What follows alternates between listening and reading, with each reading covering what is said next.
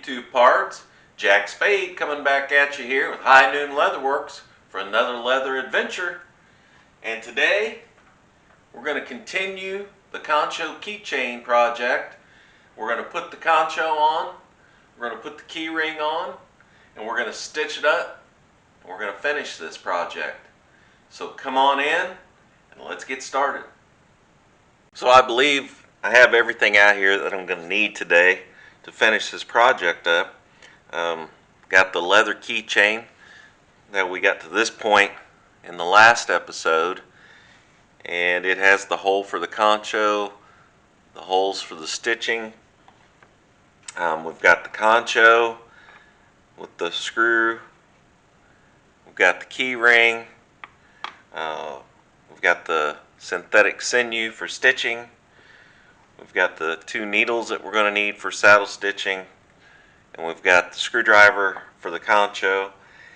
I also have some Leathercraft glue here and a sponge, oversized sponge Q-tip, and I'm going to use that when I put the concho in, just to make sure it fits. It's going to fit tight, but I want to make sure it doesn't spin or anything inside that leather, because you got to remember, once I put that concho on there, we fold that over and stitch it, that screw's going to be hidden back there. So I've never had a problem with them spinning or anything, but that just seems to give me a little insurance when I do that. So the first thing we're going to do is put the concho in. So I'm going to take a little bit of this Leathercraft glue and put it on this, just the tip of that Q-tip or cotton swab, and then I'm going to come over here and just dab it around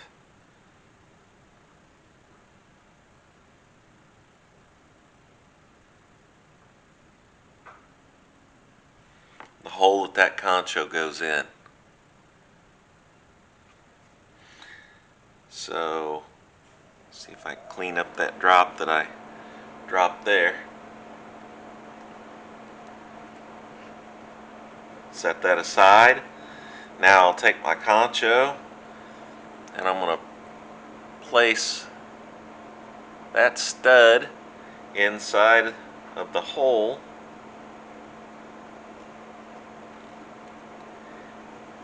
Make sure I have my buffalo straight.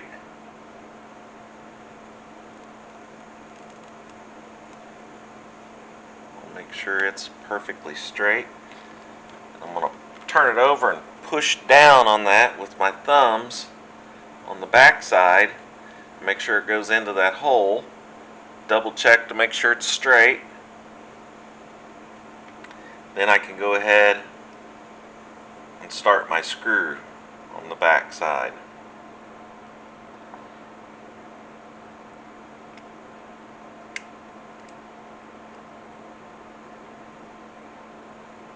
These screws for these conchos, most of them are pretty short, but they're pretty, the head of the screw is pretty big in diameter, so it covers a lot of area on the back side of your leather. So as I tighten it down, I'll keep turning it over, making sure that's not going to move on me. I don't want it at an angle or spinning.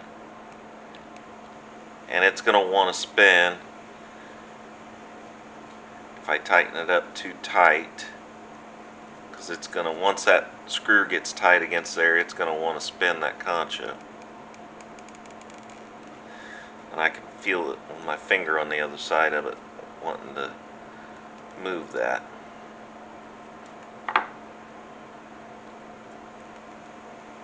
And again, as that glue sets up,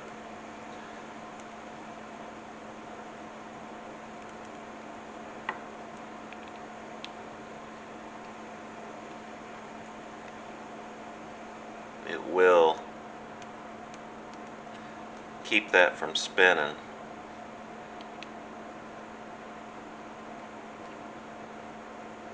Alright, so there's my buffalo head nickel concho.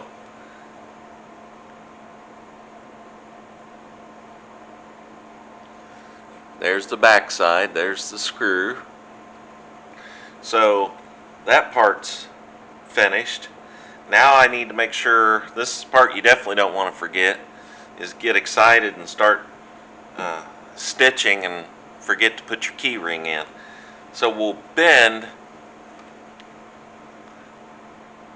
this end of the key ring a little bit. I put my finger in there so I can get a little bend on it. Just enough to get that key ring on there. I'll flatten it back out. Now I can fold that over so I can stitch it.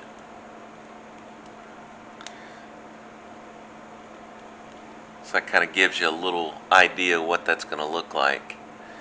I'm going to stitch, I was thinking I might use a contrasting sinew or artificial sinew, but I'm going to use black because this is mahogany, so it's a dark burgundy color, but I'm going to use black instead. That way it's not going to take away from the concho itself. Looks like I have a bad spot here in my sinew. See where that's all split? I definitely don't want to use that. So let's cut that out of there.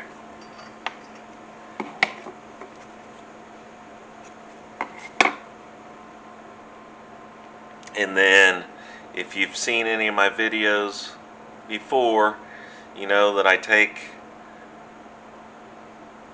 the thread and I trace around the actual length of my stitch from beginning to end, which is that long, and then I'm going to make it 4 times that long because I'm saddle stitching. I'm using 2 needles. So I'll go 1,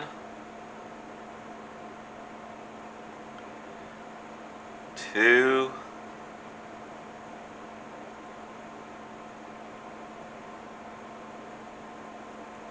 3. That'll give me 4 lengths of thread, and then to make sure I'm going to go about a couple inches more.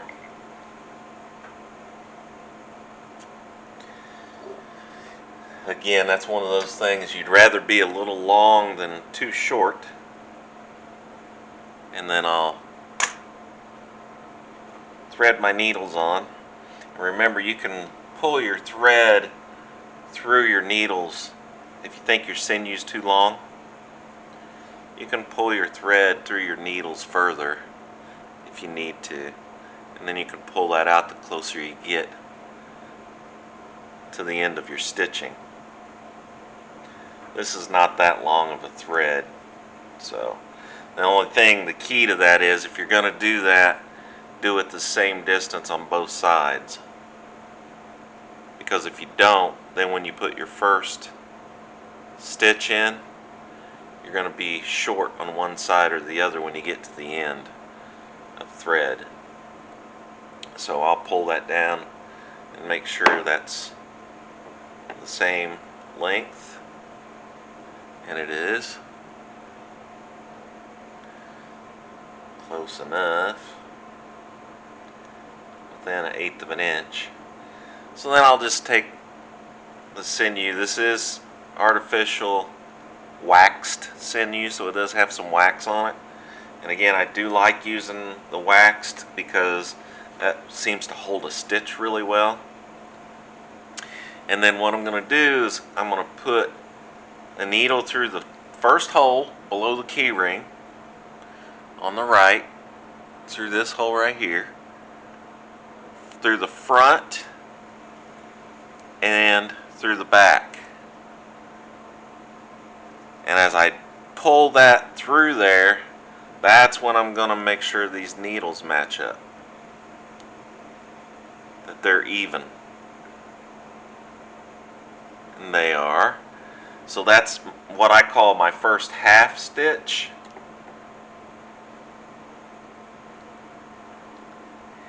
Then I'm going to come back through the back in the second hole, through the front second hole, and I'm just going to snug that up a little bit, because if I pull on that real hard, it's going to keep pulling my thread through from the front, because I haven't locked anything in yet. Now I'll put my needle that's in the front in the second hole, the same hole that I just pulled the sinew through from the back. And I'll go through the front hole, same hole, out the back, same hole, and now I'll snug that down, and I can grab both ends of the thread, front and back, and pull that tight. Now that just locked in my first complete stitch.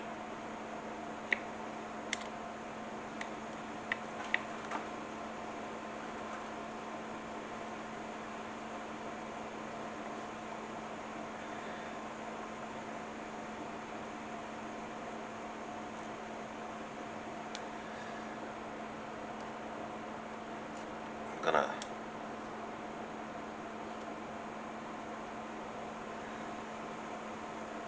pull that through on the second. You can do the first stitch twice,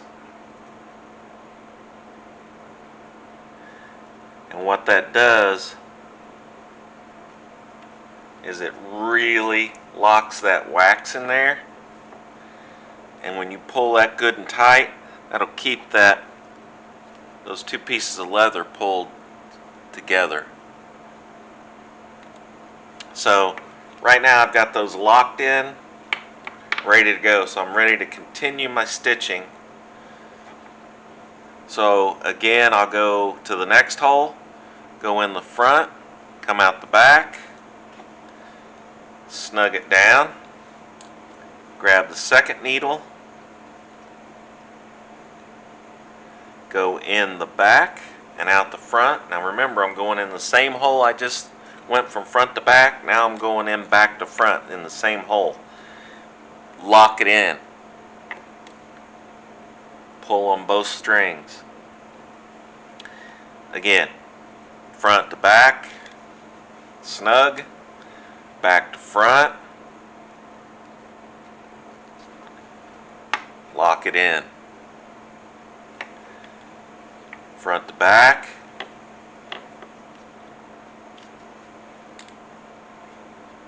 back to front. Remember, you're saddle stitching, so you're going through the same hole. When you go front to back and then back to front, you're in the same hole. So I'm going down one hole at a time, going in front to back,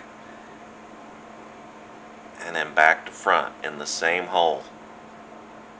If you have any issues pulling that thread through there, I use a small pair of needle nose, a real tiny pair, and I can grab a hold of that needle and pull it through. But my holes are in pretty good shape, pretty clear on this project, so I'm not having any issues getting both needles through with a saddle stitch. So front to back, back to front, lock it in, front to back, back to front, lock it in,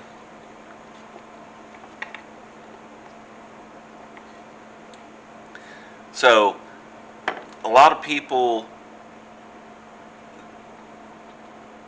consider saddle stitching something, especially this small, like a keychain, it's kind of overkill. It doesn't need to be that strong, but I do know it might take just a hair longer to do a saddle stitch than a straight stitch. But the thing with doing this saddle stitch is that it is never going to come apart. Not unless for some reason the sinew rotted away, and that would take past my lifetime, I'm sure. So front to back, back to front. You notice that my artificial sinew, or my thread, is getting pretty short, and that's why I pull it through so far here to make it convenient as I'm stitching. Now I can pull that thread out further, and I have extra thread to stitch with. So I'll go again front to back, back to front,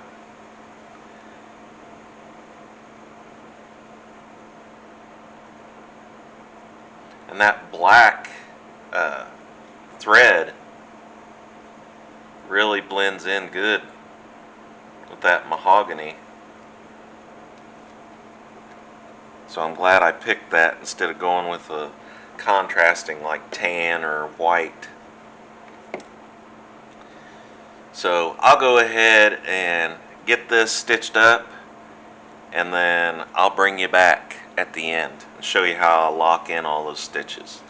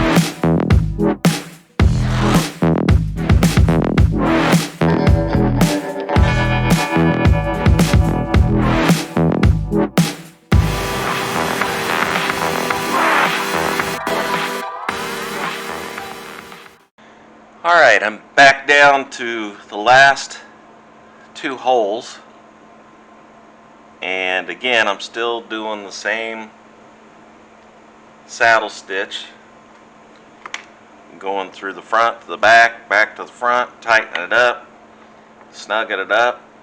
Now in this one, this is the last hole, so I'm going to take the front through the back. I lost my needle. You get down this low, your needle wants to fall off sometimes. I'll take back through the front, just like we have. Now this is where I'm going to get a chance to lock that stitch in, because you get up here close to the bend, and again, that wants to spread out naturally where that fold is. Now what I'm going to do is I'm going to back up one hole. So I'm going to go back to the second hole.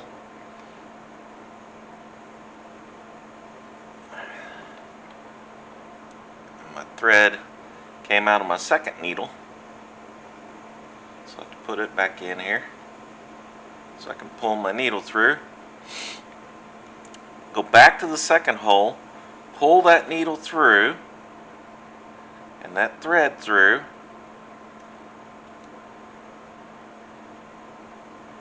Take your needle that's in the back and go through the second hole. So you're double saddle stitching at the end. Kind of like what we did at the beginning there when we really locked that stitch in, and now it's getting tight, so I am going to have to take my needle nose and pull that through, and I'll snug that down really good, and that'll keep that tight. Then what I want to do is I want to tie this off, but I don't want the knot showing on the front or the back, so I'm going to come back to the first hole, and notice I only put the needle through the back thickness and then bring the needle out through the center between the two pieces of leather. I'll do the same on the front. Go through the first hole, but I only take the needle through the first thickness of leather and then out the center, so both these threads stick out of the center of these two pieces. Then I'll tie a granny knot good and tight.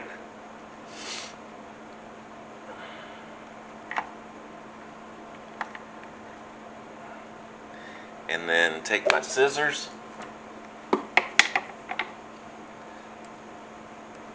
pull that tight,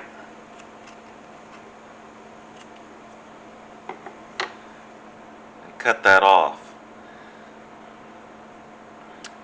Then if you want to, you can take a lighter and light the end of that. Remember, it's got wax on it. Just light the end of the threads so that they melt down, and then just take the point of your needle nose or whatever, a screwdriver, and just push that down in there, and you won't ever be able to see it. So there's the Concho keychain. There's the front finished, and there's the back, and you can see now we've got a hidden side, no screw. All those stitches are locked in there. That thing will last for years and years. So that's the conclusion of the Concho keychain. It's got the buffalo nickel concho on it. You can make one of those for yourself, or you can make one for someone as a gift, or you can make them and sell them.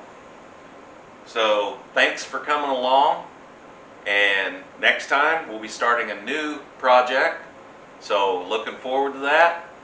And as I always say, please like, share, and subscribe, and I'll see you next time.